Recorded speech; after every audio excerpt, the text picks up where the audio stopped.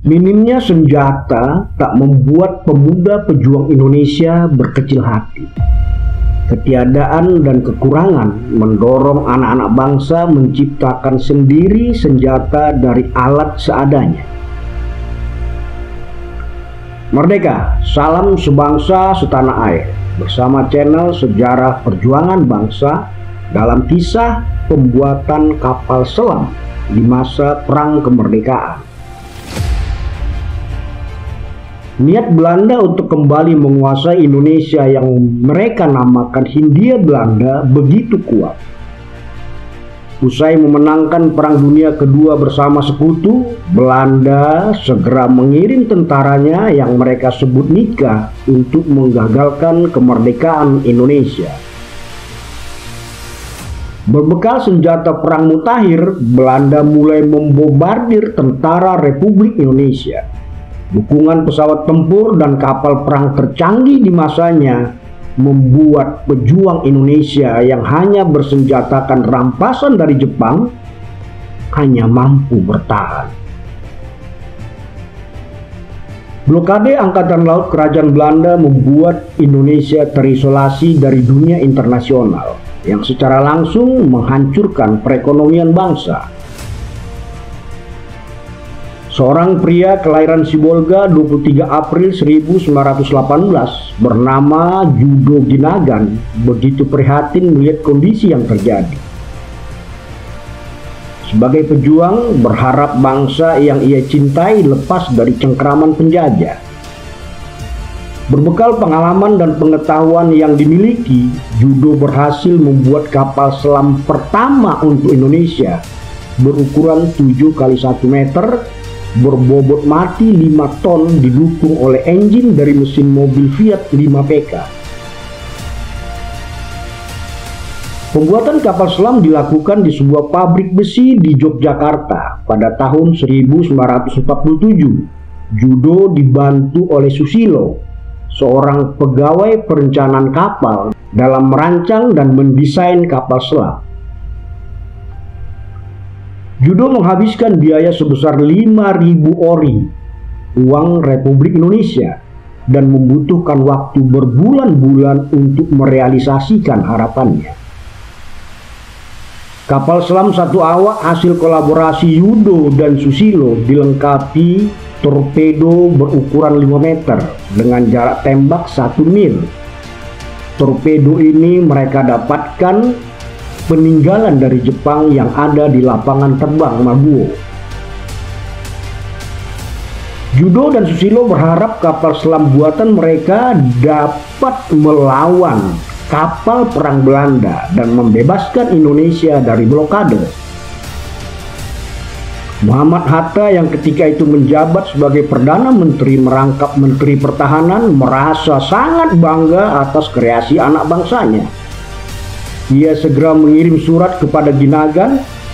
Dalam surat keputusan nomor A527/1948 tertanggal 23 Juni 1948 itu berisi perintah kepada Judo dan Susilo untuk menyerahkan kapal selam kepada Kepala Staf Angkatan Laut jika telah selesai dikerjakan dan diuji coba. Ginagan diberi waktu paling lambat sampai tanggal 20 September 1948 untuk melaporkan kepada Kepala Staf Angkatan Laut. Judo merasa bangga atas apresiasi yang diberikan Muhammad Hatta. Setelah kapal selam selesai dikerjakan, Judo segera saja menguji coba kapal selam buatannya. Tak ingin ditangkap dan disergap oleh tentara Belanda, Judo tidak menguji cobakan kapal selam buatannya di tengah lautan. Namun ia menguji kapal selam buatannya di Sungai Kalibayem, Yogyakarta. Uji coba diawaki langsung oleh Judo. Dalam uji coba, kapal selam bermesin Fiat 5PK itu berhasil bergerak, mengapung dan menyelam. Sungguh prestasi yang mengagumkan. Namun pada saat uji coba penggunaan torpedo yang telah terpasang, terjadi suatu masalah. Handle pengikat macet. Torpedo yang diluncurkan tetap terikat, akhirnya kapal selam itu terseret oleh torpedonya sendiri. Kapal selam yang hampir sempurna itu kemudian dilakukan perbaikan. Pada saat penyempurnaan, Jogja keburu diduduki Belanda. Kapal selam buatan Judo kemudian disita oleh Belanda. Penyitaan kapal selam dijadikan Belanda sebagai alat propaganda untuk merendahkan tentara Indonesia. Melalui siaran radionya, Belanda mengejek kapal selam buatan Indonesia dengan menyatakan, wah, orang Indonesia membuat kapal selam di kali, membuat kapal selam dari drum. Ejekan yang disampaikan Belanda tidak ditanggapi oleh tentara Republik Indonesia, namun tetap berusaha bagaimana menghasilkan senjata yang dapat digunakan melawan keganasan tentara Belanda. Siapakah Judo Ginangan? Judo Ginangan seorang pria kelahiran Sibolga 23 April 1918. Sejak muda memiliki keinginan yang tinggi untuk berkarir di pelayaran.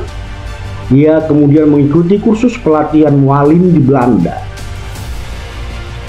Dalam surat kabar Algemeen Handelsblad edisi 18 Agustus 1937 dikabarkan Judo Ginangan tercatat sebagai salah satu penumpang kapal NV Marnik van Sint Algorin. Kapal itu berlayar dari Jakarta ke Amsterdam pada 11 Agustus 1937. Menurut Halders Koran edisi 22 Juli 1939, dikabarkan kepergian Ginangan ke Belanda bertujuan untuk belajar dan khusus pelatihan mualim. Setelah mengikuti pelatihan mualim, Judo Ginangan sempat bekerja menjadi mualim di sebuah perusahaan pelayaran. Ia juga terdaftar sebagai anggota Angkatan Laut Belanda. Meski bertugas di Angkatan Laut Belanda, namun Judo sangat mendukung perjuangan bangsa Indonesia. Perhatiannya yang besar terhadap perjuangan di tanah air membuat dirinya dikeluarkan dari Angkatan Laut Belanda dan diusir dari Belanda pada Desember 1946. Judo kemudian kembali ke Indonesia. Ia diterima bekerja di Kementerian Penerangan sebagai perwira Angkatan Laut. September 1948, pada saat ibu kota Republik diduduki dan pemimpin nasional ditawan, Ginangan bersama perwira penting Angkatan Laut diberangkatkan ke Aceh. Pada tahun 1950, beliau kemudian diangkat menjadi perwira teknik permesinan dan berdinas di Angkatan Laut dengan pangkat kapten. Meski prestasi dan jasa Judo begitu besar, namun ia tidak menduduki jabatan penting dalam pemerintahan dan ia pensiun pada 31 Agustus 1961 dengan pangkat terakhir Letnan Kolonel. Demikian kisah perjuangan Judo Ginangan dalam perang kemerdekaan. Kelemahan dan kekurangan tak membuat perjuangan melemah. Bahkan kondisi yang serba kekurangan telah memicu Judo untuk melahirkan karya terbaiknya untuk bangsa. Terima kasih.